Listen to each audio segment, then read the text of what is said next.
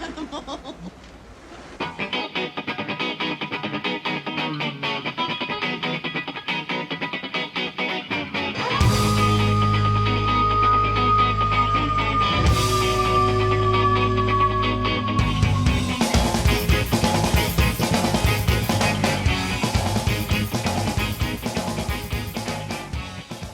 This is episode numero uno, and this is the top of everything. I'm Charlie C, along with my co-host, Big Tone. What's up, Charlie? Let's dive in, Tone. Top of Everything is our new podcast where we're going to list, debate, rip, discuss, whatever. Desert Island albums. I'm looking forward to that one. Horror movie killers, singers. I'm thinking the women are going to dominate that list, possibly. Unlike today's list, they're certainly going to get some people in there. Sports teams, athletes, unbreakable records. But today, we are counting down the top 10 guitarists of all time, a list I've made many times in my life just for the fun of it. And my co-host, college roommate. And they were roommates. Oh my God, they were roommates. And apropos for week one, an actual guitarist, Tony. I'm hearing rumors that you may think you've got at least one, maybe more in your top 10 that I've never heard of. Now, in no way on that. Yeah, I think there might be a couple of surprises in there for you. I think it's That idea. I mean, I like the idea that you're going to be turning me on to new stuff. I know a lot of esoteric guitarists, but I know also you're deep into music like I am, but you're probably deeper being for that field. We'll see. we shall see. By the way, we also want to see you, the listeners, your take on our lists, as well as your own list. You post down below, comment below, rip us if you're inclined. And we're also going to put links so we can listen to and watch the guitarists we refer to and others that we left off as well. We'll put some other people that we like on there. We know we're going to leave a lot of people off, as well as a link to our Spotify list where we're going to put a lot of good tunes on there for listen to. So follow, comment, share, subscribe, yada, yada.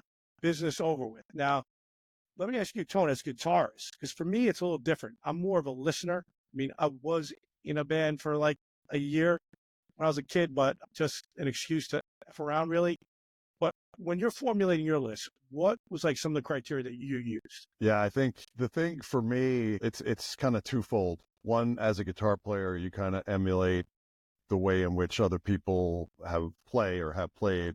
You know, it's at the end of the day, it's the music as well, right? If the song sucks, but there's a great guitar lead, that still might be really cool for somebody like me who is interested in guitarists themselves. But, you know, it doesn't make them make the list because, you know, the music isn't good. So, yeah, I think that's one of the key criteria for my list, at least. I think there's a few guys on there that, you know, are virtuosos, if you will, but maybe not recognizable. You look at some of the lists that are out there, whether it's, you know, Rolling Stone or Guitar Player Magazine, or even like people who do their own on Facebook or what have you. I mean, it's so diverse. It's all over the place. So I'm psyched that we're going to kick off our series with doing the top 10 guitar players and hopefully surprise you. I mean, it's completely subjective. I'm sure, you know, I was trying to figure out what my criteria is. Like for me, though, I think part of it, I weighed their writing ability. It wasn't enough for me if you just were doing great licks, doing, you know, an amazing guitar solo, great intro. That mattered, but, you know, so I wanted to see technical ability. I like to listen to live music and go see live music. How good were they live? Some people on my list were hit or miss live, and I've seen them great. I've seen them suck. So and I think the biggest thing though is like big tone. Like, how is the sound? There's certain guitarists, they have a sound that's sweet, it's beautiful, it's clear. Mm-hmm. And that made a big difference for me. I know number 10, I know you already said, if this guy's on your list, Charlie, because behind me you can see there's a Grateful Dead bear. It's actually my wife's Grateful Dead bear. She's a huge Grateful Dead fan. So right away, you're going to scold me. The fans are going to scold me. I've got to tie at number 10. Oh my God, here we go. I just couldn't do it. At number 10, I'm putting Jerry Garcia and Dickey Beck. Interesting. Now, the thing with both these guys is they could be sloppy, especially later in their career. They both had drinking and drug problems. Right. I seen Dickey at B.B. King's Blues Club, one of the greatest guitarists of all time, where he came on and he was terrible for the first two songs. and he started drinking Bud Lights. And by the third or fourth song, he started grooving. And by the end of the night, he was ripping it. Dickey's a guy that, his sound is amazing. He's not given the credit in all those lists that I think he deserves. See, when he wants to get shred, Duane Allman, who a lot of people put up near the top of many lists, said, I'm the famous guitar player. Dickey's is the better, or he's the great guitar player. Right. And so I think, and also you look at composition, Blue Sky, Jessica, Lizarine, back when it all began, No One to Run With Anymore, Southbound, Ramblin'. I mean, he was a great writer of songs, of licks, of leads, of solos, and he could play, too. He could play, and he played everything. And like Jerry, who I kind of put a tie, a guy that would explore musically, they would jam out, and he didn't just play, Blue Sky. It would be different each night, especially with Jerry.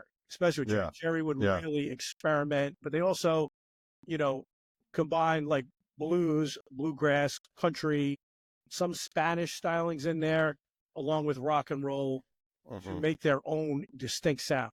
Right. And guys, I think you could pick them out when you hear them. It's interesting. That's a tough tie because you got that's like, ranking French fries and a hamburger, they're both great, but they're completely different. Maybe I should say a hamburger and, sushi or something else that you like. They're completely different, but they're both great, right? Jerry Garcia, to me, is, I think he is a above average guitar player. I think, not being a Grateful Dead fan, I still respect everything that they've done. I mean, John Mayer's been an incredible addition, but, to put him in a list like this, to me, you're saying that he's kind of moved the needle. And I think the Grateful Dead as a band moved the needle. Dickey Betts moved the needle for the Allman Brothers. You had Duane Allman, who was primarily a slide player, and Dickey Betts kind of was his own regular kind of guitar slinger type. And they offset each other, but they both brought a lot to the table. You could tell when Duane Allman was doing a lead versus Dickey Betts. Yeah, and the cool thing is when Dickey took over the band, when Duane passed away, he took a lot of that slide and learned to play the slide, up to an elite level. Yeah. And then when they brought in Warren Haynes and Derek and other people like that, he went back to more of his picking and when they were doing Eat a Peach and Brothers and Sisters and all those albums, his guitar playing was some of the best I've ever heard.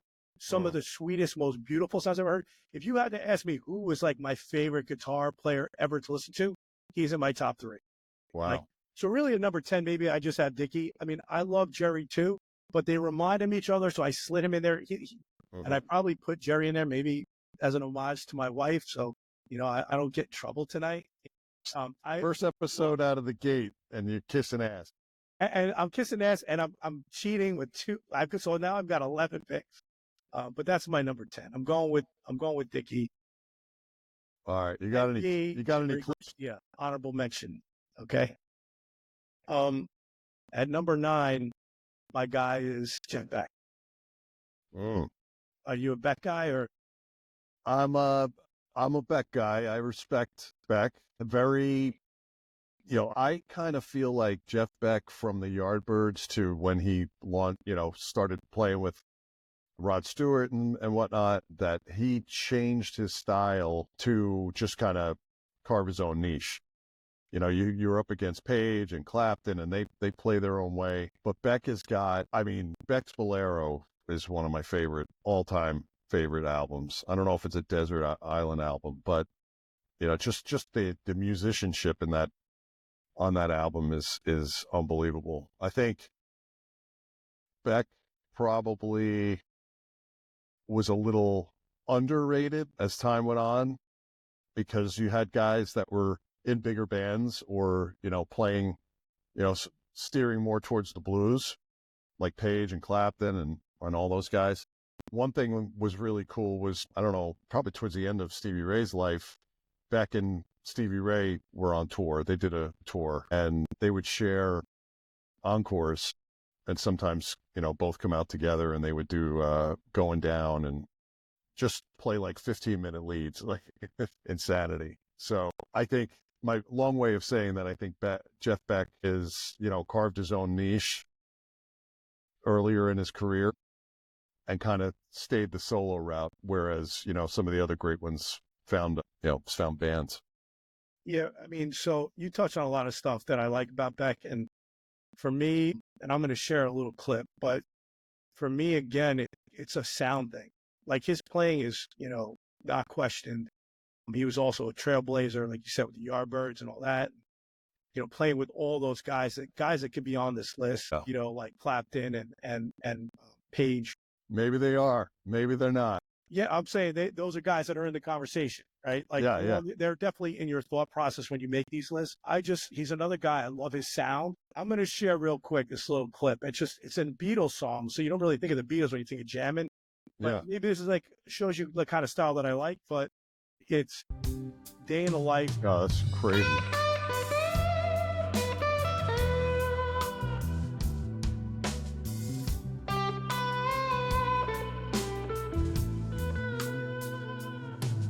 This bass player chick, by the way, I've seen that bass player in the Village play.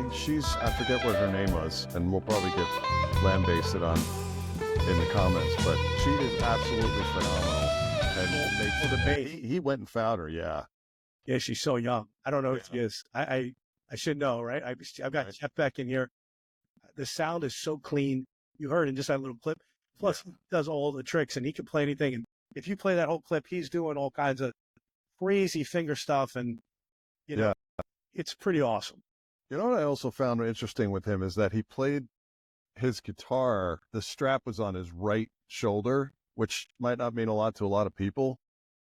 But as a guitar player, having it the traditional way where it's, kind of across your body, you get a lot more leverage. Having it just literally like at your hip, you just having that potential, have the strap fall off could be a disaster. But the fact that he always played that way has always been interesting. All right, so the guy that makes me think of something, the guy that I have at number 8 is going to be blasphemy to everyone.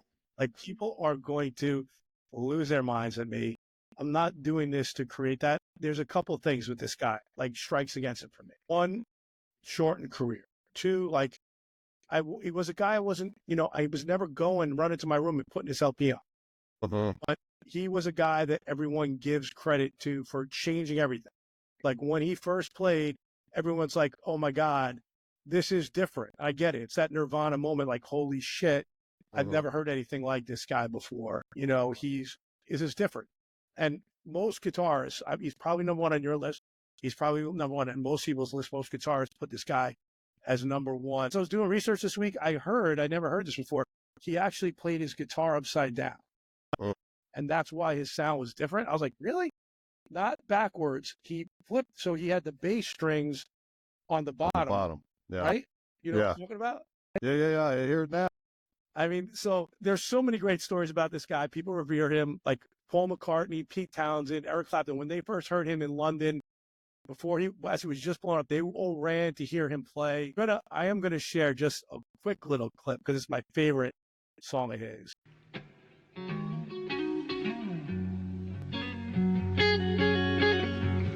And you have to put yourself in the frame of mind of what people were listening to when he started doing this. It sounds like it's something from now, but it was written when nobody was making those guitar riffs that he was doing. He took blues and took them to rock. Took rock and roll and made it rock, really, right? I guess that's what people say. I mean, there was a couple other people doing it at the time, but he did it at a new level, right? And he was friggin' not even 24 years old. You got to remember that, right? No, that's the thing, right? If he's still alive, dude, he's probably number 1 on my list, maybe. Because he would have went on to do other things. He would have been better too if he cleaned up. Like, if you saw Aerosmith in the 70s live, they fucking sucked half the time. Yeah. If you saw them when they were in their 60s, they were great. They shouldn't be better when they're 60. Right. They were clean. Right. Well, it's also, that's a good point, because what bands are like raw, right? Like, what you could put out an album, behind the scenes, who knows? Could be a million different takes, could be all kinds of editing and overdubbing and all that stuff. But when you see him live, you get the real McCoy. You get that's the human being or human beings that's playing that stuff. So like with Hendrix, I think, from what I know and what I've read and heard, he was kind of bored with, what he did with Purple Haze and Foxy Lady and all that stuff. That's like when Crosstown Traffic and when he started to go on with the band of Gypsies, like he was going in another direction. He was so innovative early on with his guitar playing that he was already done with it, and he knew what he wanted to do, 3, 4, 5 records down the road. The problem is the public didn't know what to do with him. That's why he went to London.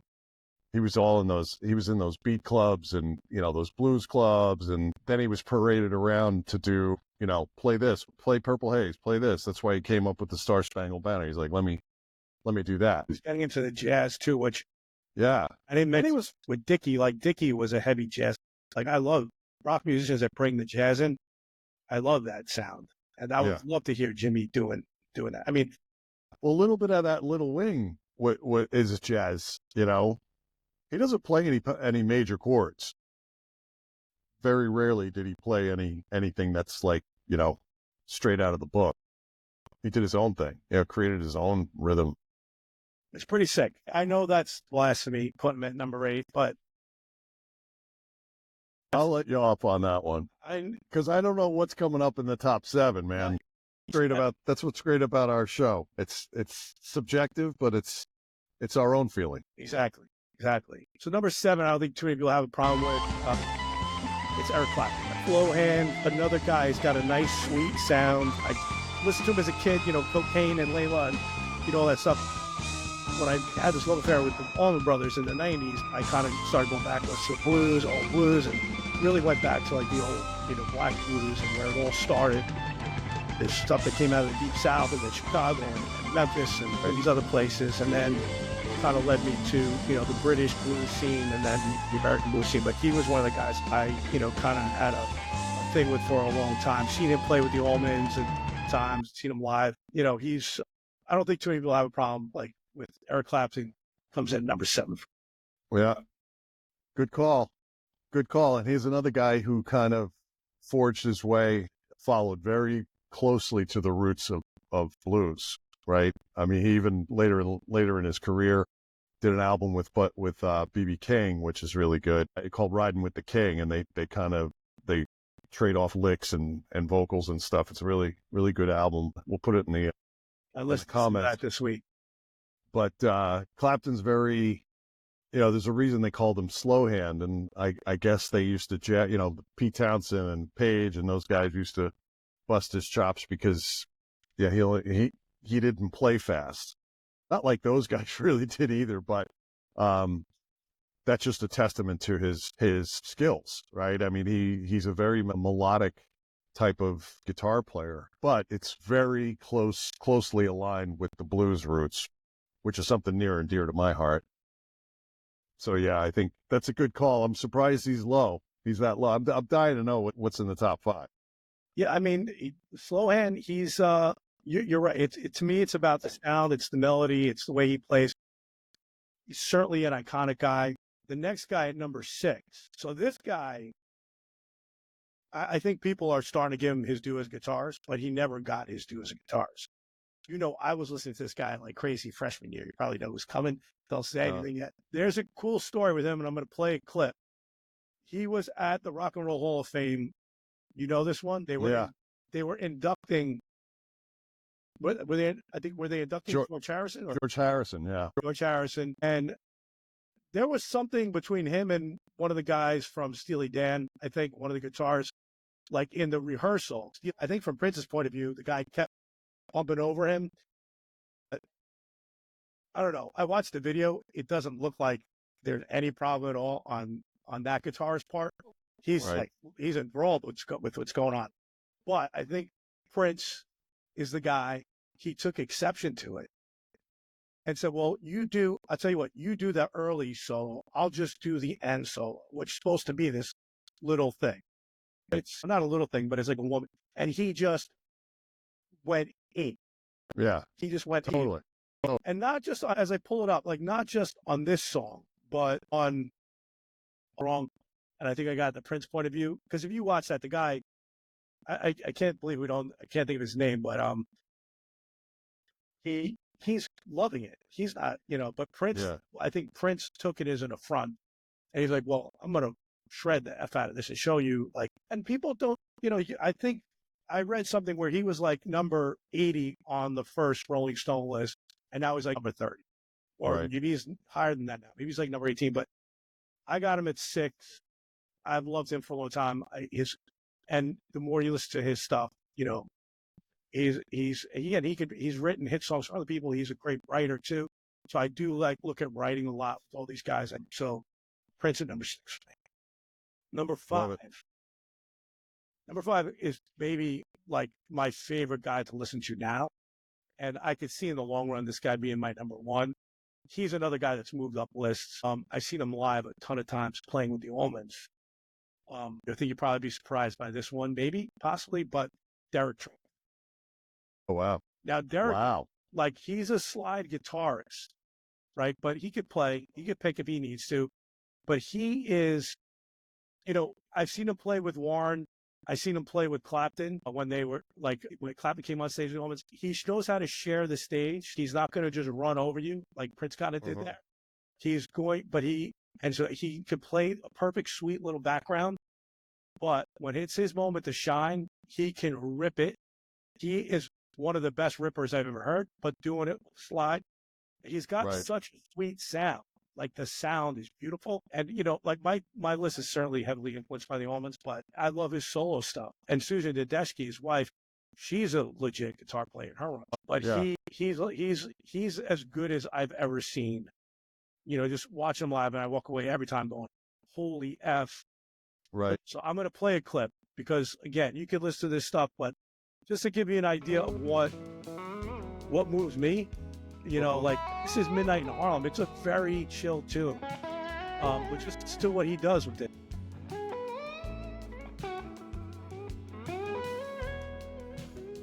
Amazing the sound he gets with a slide. Yeah, so good. But what's interesting is that he looks like he could be Duane Allman's kid, but he's actually the drummer's kid. So he's the drum nephew. What's Truck? Oh, his nephew? Drummer's nephew. And he's named after Derek from Derek and the Domino. Didn't know that. Yeah, wow. So, but he's been playing, if you can go on YouTube, there's clips of him at 12 years old, just destroying music. He was insane at a young age. But the thing with him too, and with all these guys that's also interesting when I was thinking about this list, so this comes into play with Leonard Skinner and some of these other bands. There's 2 guitarists. But for these guys, when you have 2 guitarists, how do you pick one from Leonard? How do you pick from Leonard Skinner? Or how do you, with him, when he's playing with Warren, he doesn't have to maybe play this himself. That's why I like hearing Susan Tedeschi, the band that he's created with Susan Tedeschi.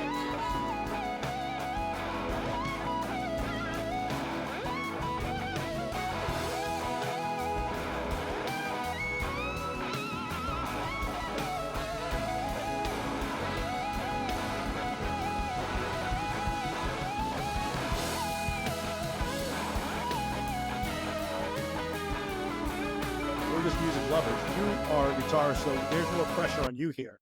Yeah. But, interesting. No, but listen, I've been listening. It's just a matter of opinion. Right. To no insult to anybody we left off. And we, first episode, we did research, but you're not going to know everything. You're right. So I was at number 5 with Derek. At number 4, let me tell a story about number 4 as I queue up his music. We really need a producer to help us with this part of the game. But I was friends with Jesse Mallon in grammar school. I moved from Flushing to Whitestone, and I was a Kiss fan. I had been in the talent shows Kiss in Flushing in 4th grade, and then when I moved to Whitestone, there was the first week I was there was a talent show, and Jesse and his friends were doing Kiss in the talent show. So we kind of hooked up right away. I was like, oh, I love Kiss. We started jamming together. He ended up in 7th grade, I want to say, or 8th grade, got a record deal for his band Heart Attack, which by that point I was not in the band anymore. I kind of got banned from hanging out with him by my mother, even though still did. Like we got into some trouble. I was getting in trouble with him a little bit. What But, kind of music did he like? Like, what kind of music were they playing? I mean, heart attack. Yeah. I mean, we were doing like me and him were playing rock and roll. We were just playing like Stones, and the stuff we were writing is probably more similar to what he's doing as a solo artist. But Heart Attack was heavy. And like we kind of went to a little Ramones thing around 6th grade, and I think it was leaning into that punk scene. And then the first band that he kind of made it with was D-Generation, and they were huge. They were huge in the punk circuit. He got a big write-up in Rolling Stone magazine. They toured all over the place at a pretty young age. That I think he was going into the punk scene. I've never really listened to Hard Tech's music. I have all his albums. I've got all D-Generation albums. I've got all his solo albums. I love his music. It's good stuff. It's really good. I'm proud of what he's done. And I'm proud that I remember we wrote a song, Jane, about some girl he was dating. And even he was still figuring out, like, his guitar, and we didn't have a lot of money, so like his first guitar that we started playing with, he had an acoustic guitar. We bought an amp that had like a mic on it, like a flat old mic. We taped it to his acoustic to make an electric guitar. Oh, wow. That's good. We would share records, like going over a friend's house and we put on records for each other. Right. We listened to a lot of Stones. We listened to Zeppelin. I don't know where this is leading to. So he came home. I think there was something. The story, this is how I remember it. I feel like he got a copy of this album before it came out. Somehow through the studio, whatever. And we were into Kiss, or maybe he heard about it because we were into Kiss, and Gene Simmons was supposedly producing it, but it was maybe not available to the public at this point. But nobody, I had never heard of these guys, and we were into music. And I'll never forget. And when I share this, you're going to know right away. But I'll never forget. Like he came, he said, "You got to check out this album." Looked at the cover. I was like, "Holy shit! Look at these guys. Look at it. It was just a cool album." And he put it on. And it was like different than anything you ever heard. That's why this guy is on probably most people's lists. Like Hendrix, it was a new sound. It changed rock and roll. People still copying to this day. There's a million people on YouTube saying, trying to play what he plays. There's videos trying to figure it out. Like, how did he play this shit? Right? Let's see. Let's hear. Classic. And this was the first song, side one. Yeah.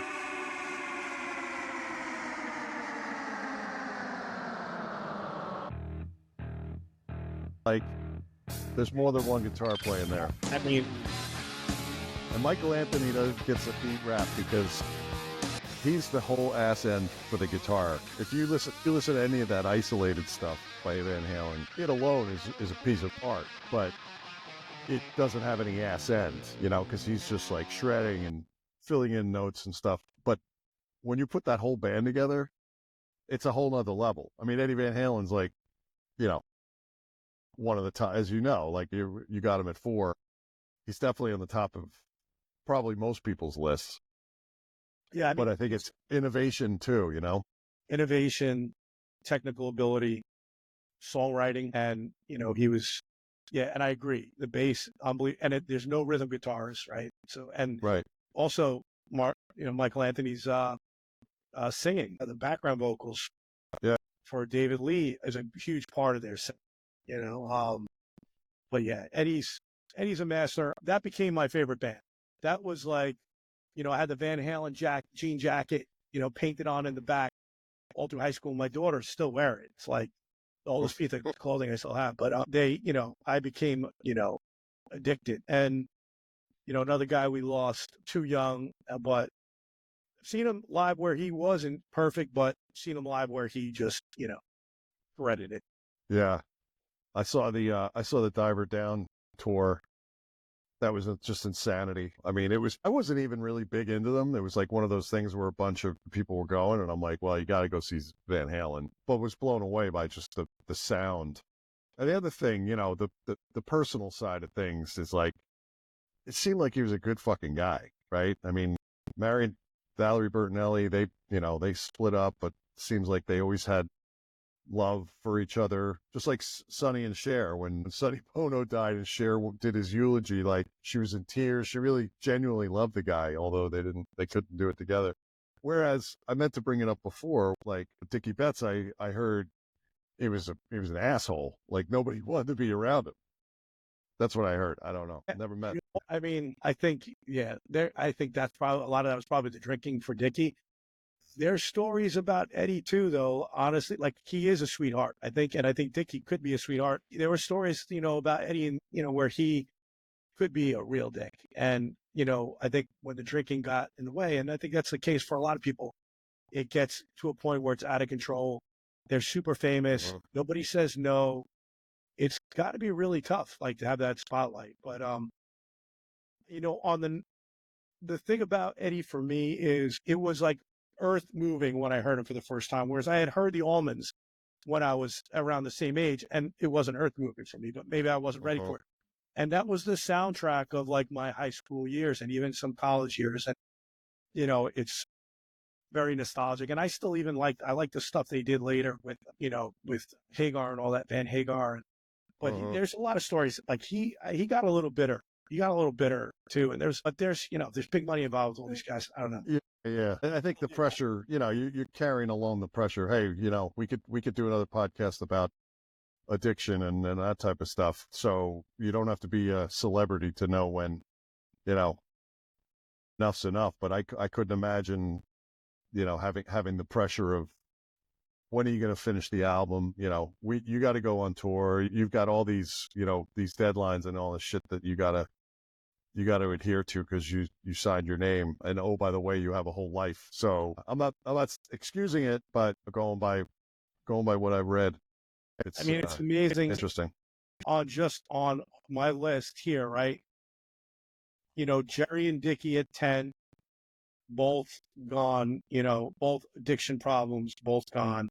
But Jerry, I let you off the hook a little bit with Jerry. I don't think we need to go back to it, but no, you know what? He didn't. I probably didn't spend enough time on Jerry. He didn't give a shit about himself. Yeah, but I could have really got into why he was great, but I kind of concentrated on Dickey. Yeah. I think he has his place, and I think, he's launched, the jam scene is a huge thing, right? right. And I'm I'm into the jam scene. I'm a big Trey Anastasio fan. I'm a big Widespread fan. I'm a big Mo fan. And he launched that scene. And he also, they let people record their concerts, and here's what I'll say about him, even like compared to Dickey or Eddie, or here's something, even though like the Allmans would jam out and it could go anywhere, the solo was still like basically the solo. I've seen Jerry so many times live because every time they were playing, Sally was like, hey, let's go check these guys out. It was every time he did Althea, it was different. The solo was different.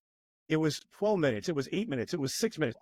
I stand by it. That's why I put him in a tie with Dickey. I feel like he really deserves to be there. Yeah.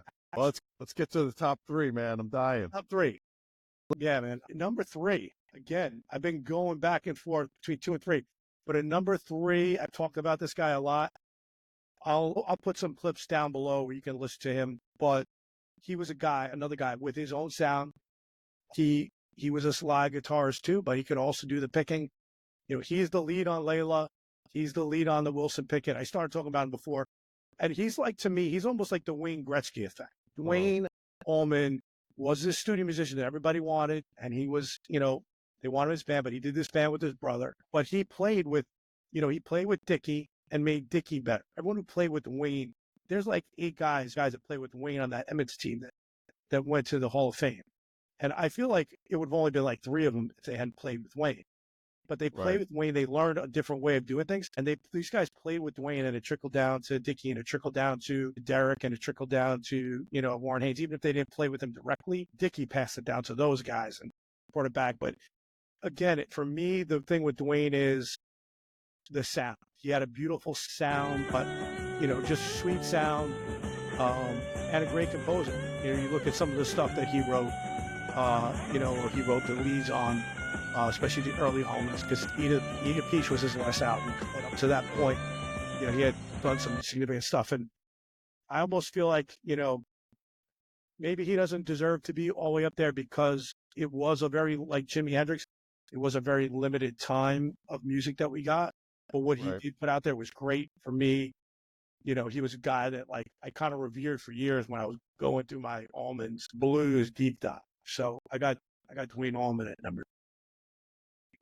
I don't know. Mine. I'm looking at mine in the corner of my eye, like, well, I probably would have done a couple things differently, but we'll see. Yeah, and you know what? It's cool. We can come back and redo these in a year. Before I get to my top two, like, one of the things that happened with me with the Allmans is it did turn me on to like just blues, period. Like I like the Right. blues. I remember you listened to a lot of blues in college. Aerosmith, they were born in the blues. Stones, this kind of stuff. They all owe everything to the black guitar players that started it all. And probably some of them may even deserve to be on this list in terms of like their impact and their abilities. None of them made my list just because, and I went out and bought all those CDs when that was discovered it. But same thing. It's not something I'm listening to all the time, but when I do listen to it, man, I can blow it away. But I kind of made a mini list with like Johnny Lee Hooker, Buddy Guy, I've seen a bunch of times. He was insane. Albert King, Robert Johnson, Bo Diddley, Chuck Berry. I'm wondering if Chuck Berry's one of the guys on your list. Elmore James, Buddy Waters. We mentioned B.B. King, T-Bone Walker. I mean, there's a ton of guys. All these guys are nobody without them. And they have a say on like one of my last two guitars. Took a lot from these guys. Like, are heavily took their songs even and made it rock or hard rock or became known as hard rock. So, but I'll save that. But I did want to just kind of mention some of those guys now. And then also the women guitarists. Like there's the women guitarists like Tedeschi we mentioned, Samantha Fish. What's that? Samantha Fish. I've seen her a couple times accidentally, and she's phenomenal. Samantha Fish. Who was the girl who was part of the Runaways? Not Joan Jett, but the other one who played with Ozzy Osbourne. She was Lita Ford. She was amazing. Bonnie Raitt and Joni Mitchell. My daughter mentioned Joni Mitchell to me, and she's on a lot of lists. Nancy Wilson is another. So number 2 on my list is a guy. I listened to him when I was young, and I loved their music. They were really out there. I'm not gonna say avant-garde, but it was definitely more mature music than I was like when I was getting into all this different stuff. That's probably not the right description for it, but I always listened to this band and loved that. But I didn't understand what a great guitarist this guy was until I was older. And then again, maybe because it's a little bit more mellow, but I started kind of really getting into his style. I'm going to start it by like sharing. I mean, again, I like that clean, beautiful, crisp. David Gilmour, another guy that when you see him live, you appreciate more what he's able to do with Floyd and then as a solo artist. Yeah. It's a statement. It's different. There's reasons many different reasons to put people where you think, and why, right? Gilmour's that's just a completely different genre. And Floyd was just, they were an anomaly from start to finish. They still are, right? I mean, those guys can't breathe the same air in some cases. So that's also a testament to being able to put out incredible music and still stay together, even though you hate each other. Yeah, I mean, and then he did his whole solo thing, which was, that was a solo Gilmour thing. The music is very melodic. He's an amazing songwriter, and he could play. He plays clean and he plays amazing. I think he's right. I think he's one of the best. Yeah, I've got him at number 2. All right. And number 1. So, like, everyone's got Jimi number 1. I've got Jimi number 1. It's just the other Jimi. Oh my God. Jimmy Page to me is the greatest guitarist of all time for a couple of reasons. And I think I actually watched what was that big concert in college? Not the big Save the World concert they did. Live Aid? Live Aid. Yeah. Remember, I was so pumped. They were getting back. Remember, they were Jimmy and I think I watched it at your house. And Jimmy and Page were getting back together. Yeah. And this was going to be amazing. And I was really disappointed in how they sounded. And it was awful. He was another guy, a session musician like Duane, who everybody knew was great, but played with the Yardbirds.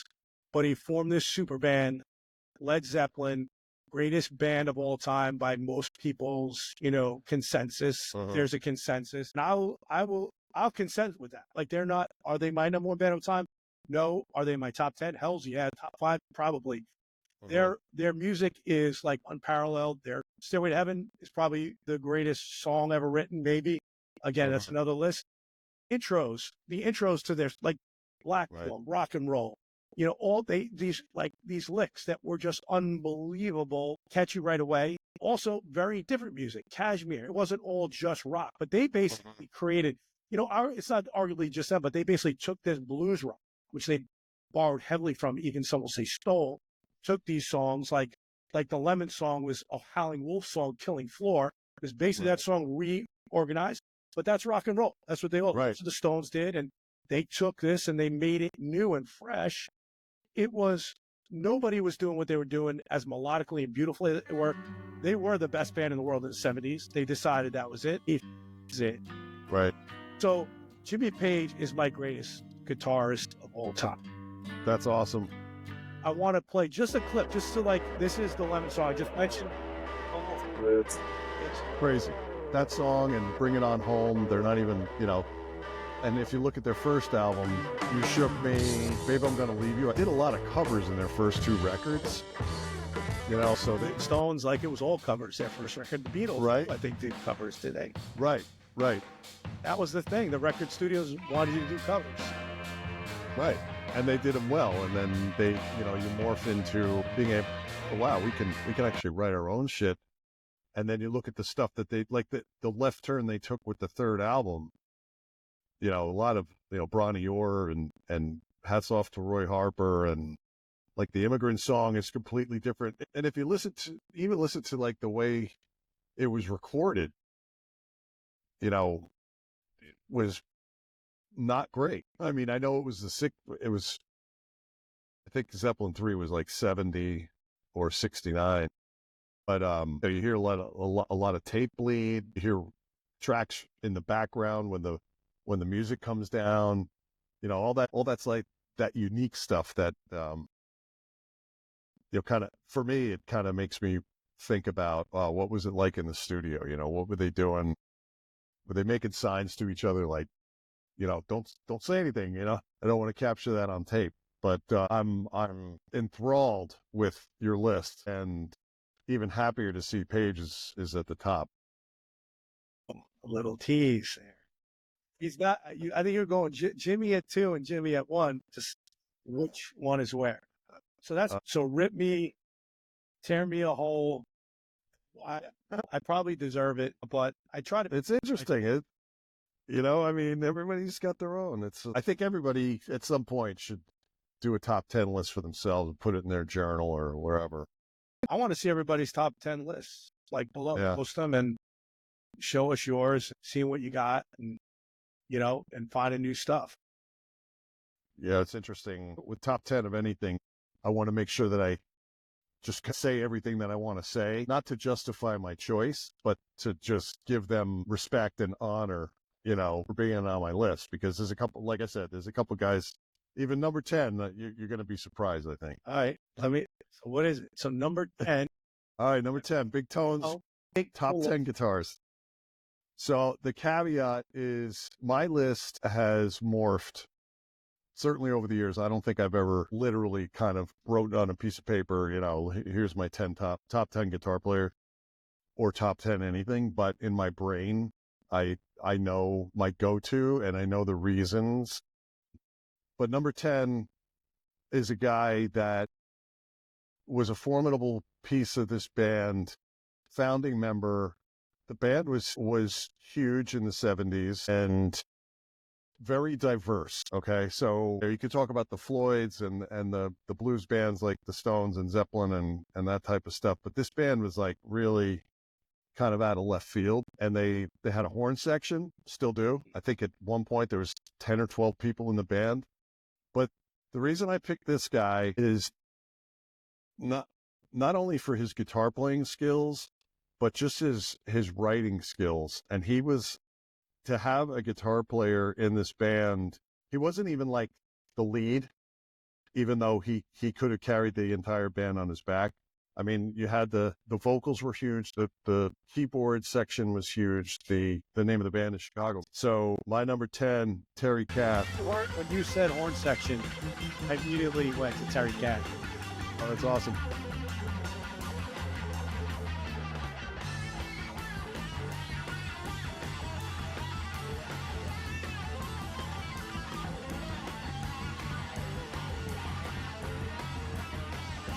passed away young too, right? Yeah. One of the guys you thought I wouldn't have heard of. Like a lot of people haven't. Yeah, I thought maybe you didn't hear this one, but there's a couple of others. But I've just always loved Chicago, and it wasn't until later in my life that I learned about Terry and what he actually brought to the band, and I did more reading on him, and he's just got he could totally play, right?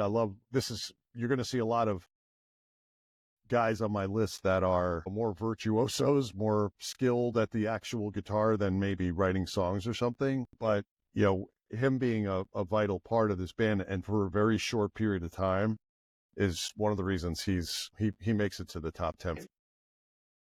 And that's interesting you'd say that because, as a guitar player, like you said, you may be more technical.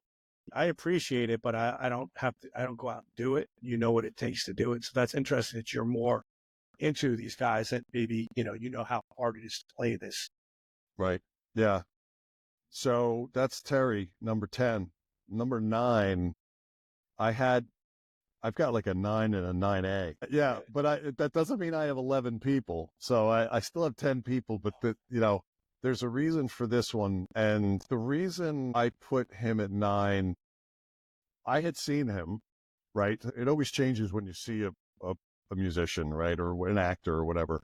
But in this case, you see a guitar player, it's like, okay, I get it a lot more now. And you see the way they interact with the other members and the way they are on stage and all the stuff that you don't see in the 5-second YouTube clips. But this guy is just unbelievable. First off, he's blind and he played the guitar in a way that no one has ever played the guitar. And I'm talking about Jeff Healey. Number 9, I saw he's a Canadian dude. And I'll also caveat that 9B is his a guitar player that was in his band. Now you might think that's a little weird, but it's not, because this other person that I'll mention after I show the Healey clip has gone off and done amazing things as well. So I'm gonna kind of just show a couple of clips here, and he's a good singer too. Yeah, I think, where is it here? Angel Eyes. This one where he's just like, he's just jamming with some other dudes. I mean, just insane. And not only could he shred, he could, he also had that blues vibe. Followed a lot of the blues, but also got a record deal at a very young age. Did a lot of things in high school. A part of the music class, and he would help define the way in which the high school would put out productions of different types of plays and stuff. But he genuinely a good guy. But oh, by the way, put the guitar in his lap and was able to play it like that. Yeah, pretty insane. Right. So his 9B, which I guess would have been his protege, is a guy named Philip Sayce, who I've had the pleasure of seeing a number of times. He's another Canadian guy, but he played with Jeff Healey back in the 80s. So I might be familiar with Sayce, but I think you got me, because it's not a name. If I knew the name back in the day, I haven't heard it, and I don't remember it. I mean, why Jeff Healey needed another guitar player is beyond me. Well, it's nice to have it. You can do it, like juxtaposition against each other, and I mean, that's one of the reasons why Duane and Dick are on my list, because they listen to those two going back and forth on Mountain Jam. It's insane, and it's different style, different tone. It's how to complement each other. It's beautiful. I mean, and after that, Phil went on to play with a bunch of people, including Melissa Etheridge. Yeah, there's a bunch of guys like the Campbells of the world. Campbell is unbelievable. And then you go back and listen to Petty's records, which maybe their solos are short because they're all clips for the radio. But you see live and it's like a whole different thing. There's a ton of guys like that where maybe the band was more about the lead singer, but they could play like nobody. Right. Exactly. And, again, there's like different ways in which to put people on the list, but it's musicianship, it's playability, if you can shred or not. I'm not really into shredding, but I think you know, when you can play the guitar like these guys you just saw can, and be able to communicate that through the band and the music, I think it goes a long way. And these are like the people that I would probably put on my Desert Island list as well. So I would take a Healey album, I would take a Sayce album, you know, I would take a Chicago album, and it's because of these guys. You know, it's not necessarily the songs or the music, that's a part of it, but these guys to me are like, you know, the Aaron Judges of their bands. Love it. I love it. Yeah, and it's all subjective, right? Right. That's number 9. I had a tough time actually with like 5 to 8. Because I was just like, well, what really is 5 to 8? I mean, it's just, you know, it's not top 3. It's just kind of middle of the pack. But I put Randy Rhoads at number 8. And I had to think about it because, again, another short-lived life, virtuoso, but he really made Ozzy, right? I mean, he made Ozzy Osbourne. Ozzy was the character. Some could argue doesn't even really have a great voice, but he's got a distinct voice. But Randy Rhoads made that band, and the testament to him is every guitar player afterwards, you know, Zakk Wylde, who almost made my list as well, especially because he's a Jersey guy, you know, and the other guitarists after Randy were emulating Randy. If it wasn't for Randy, it's like what we were talking about before with the Stones and Beatles and Zeppelin. Like, if it wasn't for the blues, who knows? Those guys might never have been around. If it wasn't for Randy, I don't think these guys would have been around. They would have been in different slasher bands or what have you. But I think Randy, I mean, just, you know, that clean kind of gliding sound, you know, it's not off the charts distorted, you know, from a guitar player's technical perspective. he played like 2 guitars, you know.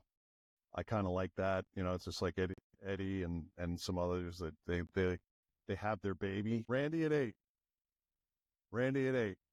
And then we'll just dive into 7 here, which I too picked Prince. Yeah, and I have the same clip that I'm not going to show. The only thing that's different is it's later. You strum, and Right. and he played the neck. Oh my God. It was insane, and it was great. I was like, how is this good? Like, you know, but that's part of it. And Buddy Guy's a guy that's like, he's insane.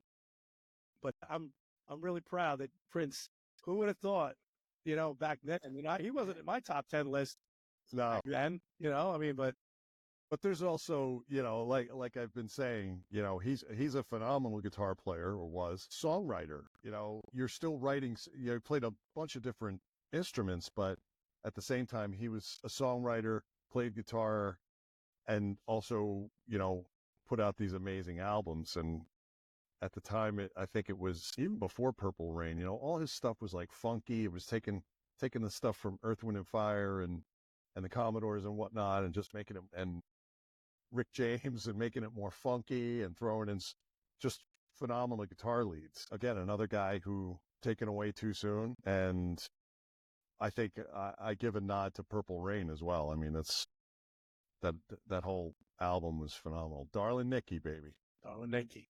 So Good one. what we got? We are at. That's the first one that we crossed on. That's right. First. That's right. That we have that are the same. That's 7, You right? know, yeah. So number 6 is, I consider this guy to be kind of in the same, in my brain, he's kind of around with David Gilmour, in that he was part of a greater thing, but still a great guitar player. And just, you know, the way in which he wrote musical operas and had that wherewithal to do that, like early in his life, early in his career, to write things like Quadrophenia and Won't Get Fooled Again and those types of things. I'm talking about Pete Townshend.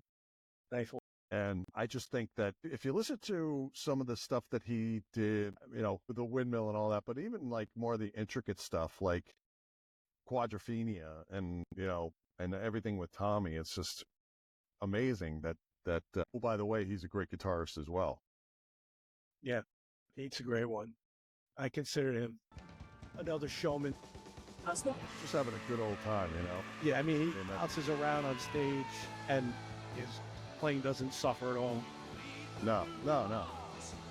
But again, writing, he literally, he was like Prince. He like wrote everything. He wrote nearly every song, you know. And you think about, again, like Tommy, Quadrophenia, Who's Next, Who by Numbers. Those are all amazing albums, like front to back.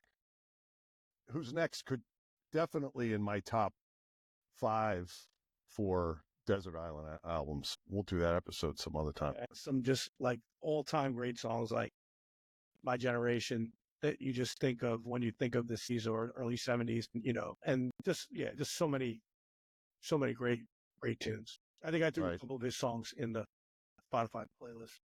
Yep. So I'm technically down to my last 4 because I had 9A and 9B. I'll go ahead and just release the beast at this point, and well, let me play the clip. And this is when I really got into him. Frankly, this was like 80, 84. I mean, like I said, I've seen this band before, but it was almost like everyone else is going, so I'll go.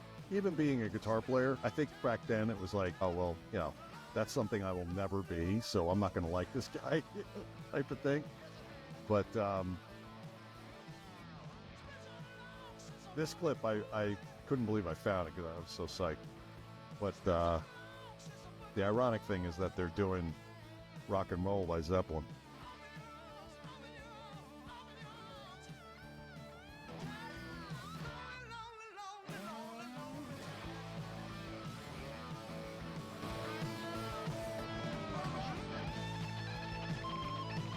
And you can see how, watch Sammy.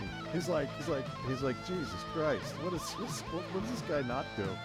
And this is before they even were Van Hagar. Oh, really? That's 85 Farm Age. So that's probably where it was born. Right. Yeah, I mean, Like Eddie's just sitting on the side of the stage. But you're saying the solo in Ice Cream Man, which it's like kind of a throwaway song. It's like a fun song. Ice Cream Man. Right. That when I'm passing by. You know, this is like David Lee Roth song. But the solo is insane. And you mentioned like how hard it is. Do you know how hard it is to play that? You're 6'5", right? Like big hands. How difficult is it to do some of these? That's his stretch. He's stretching like 7 or 8 frets and hitting the notes. You know, it's one thing to do it. It's another thing to be like playing fast and being able to hit like even when you saw in that little clip, like he's just, you know, he's probably sitting on the side of the stage smoking a cigarette, and you know they're like, "Hey, we're gonna do Rock and Roll. You want to do it?" Yeah, I figured he was going to be up there for you. That was number 4. 4, yeah. We both had him at 4. That's crazy. That's the right spot, I think. That's the right spot. That's the right spot. But yeah, that clip, like, I think I actually had that on videotape. Like I watched it on TV, and I was just like, shit, like this. Now he's playing a Zeppelin song, who's, you know, Zeppelin's like my favorite band. And he's just like, you know, just improvising the shit out of it, which is really cool. So top 3. All right, here we go. Well, this guy needs no introduction, but all I'll say is the reason why Chuck Berry isn't on my list is because I think I want to honor the people who took the past of that type of the genre of music, you know, whether it was the blues, the Delta blues, Chicago blues, what have you, or just like some, you know, new age rock and roll in a faster step, faster beat. But we're able to take that and put it into their own, make it their own, really is a testament to being a fantastic guitar player.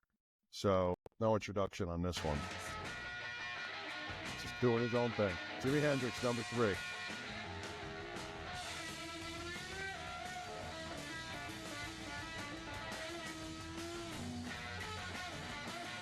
You probably heard the story. Yours, like where the Beatles came out with, they released Sgt. Pepper's on like a Friday, Yeah. and then McCartney and some other guys went to see him in London on a Sunday, and he played it.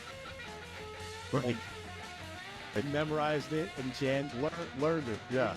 like the guy was like, Right. It wasn't like a blues song that's like 3 chords. It's like, it was 20 years ago today that the Sergeant Pepper taught the band to play. Well, like to learn all of that, McCartney's like, I spent a lot of time writing. But yeah, I mean, that's exactly why I put him in there. And I could have done maybe A3B with Chuck Berry, not just because it's Johnny B. Good, but because, Chuck Berry had a bunch of good songs. I mean, he was definitely cut from a different cloth, but his was a lot of showmanship as well, like the duck walk and all that stuff. But he wasn't. He was taking the blues and just making it his own. But then Jimi Hendrix went so far above and beyond that, and forget the duck walk and all, but playing with your teeth and, different types of sounds with feedback and playing behind your back. And he doesn't even play traditional chords like I think I mentioned earlier. He plays, there's actually Jimi Hendrix chords. If you could look it up on YouTube, and he just plays them differently, so but he's still like covering other people's songs. So, truly making it his own. So down to the last 2, this won't be a surprise to you, I'm sure. Well, SRV? What? SRV? Or yes. Number 2? Yeah. And just pay attention to this. Like, again, he's playing pretty fast, but like the way in which he just changes speeds and stays in time and stays in rhythm is just astounding to me.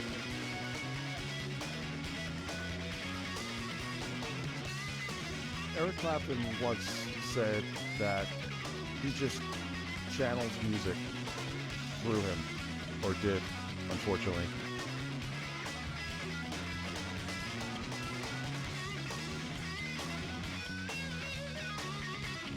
I almost feel like if I saw that live, he might be my top 2. Like Dickey live for the first time on a night he was great, changed my whole musical future.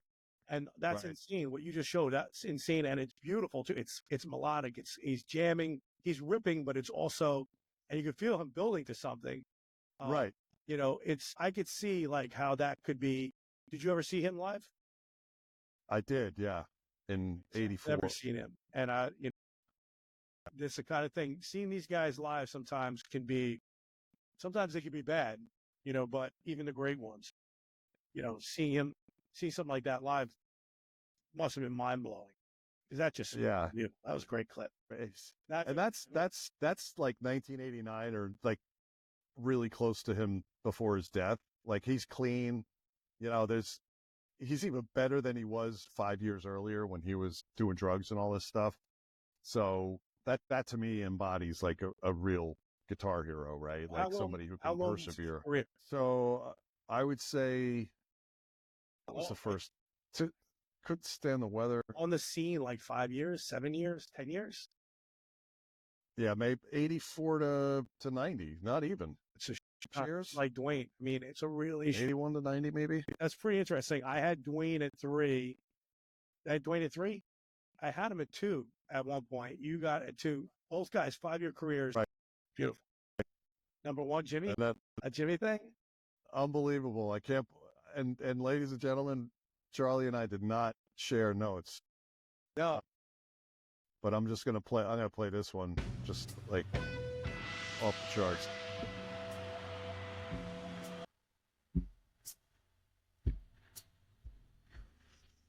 Like, you had 4 amazing human beings in that band. In they're all in the top 10 of their own skill, I think. But he was a leader, right? He founded the band basically, and it's not, traveling Riverside Blues. There's all kinds of, they put in like mystical stuff, and they played mandolins, and they played, he played with the violin, Right. Like Ronnie Moore Stop is kind of like a old folk song, and he wasn't just a rock guitarist, like, or one trick pony. Not that anybody else in our top 10 is, but he could do anything. And when he was on, was there anybody better? I would say the best overall. And so excellent choice. I believe we both had the same one. Less I surprised. didn't think you'd have Jimmy Page. I'm not surprised now. I would have lost the bet though. Yeah, I think again with Page, you had all the stars aligned, a session guy, and the fact that he was able to go find musicians who were all A class and then be able to be great. That's a testament to all of them, not just him. But And like the last thing about like Page, we met a lot of people put Jimi Hendrix. We put the other Jimi number one.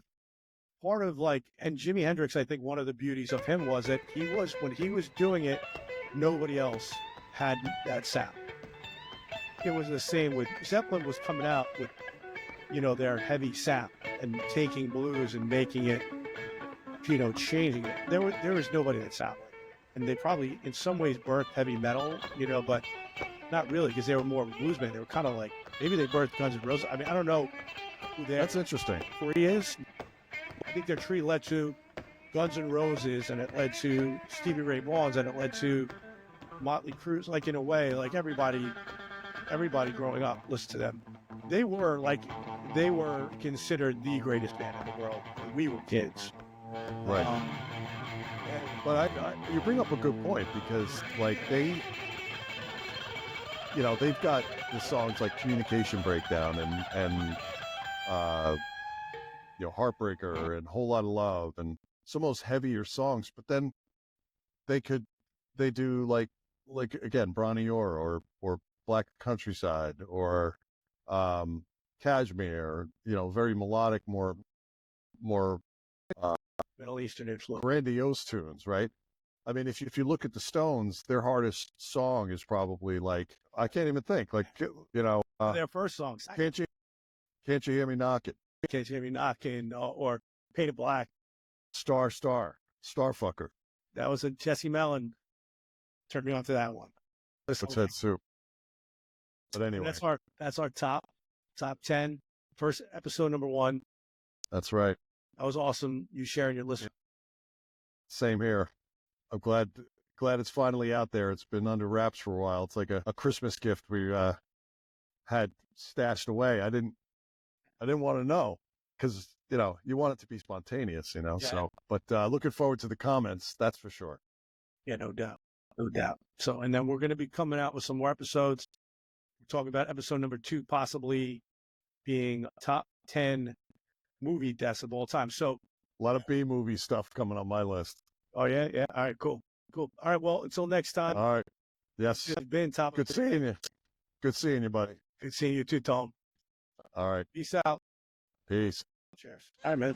You're an animal.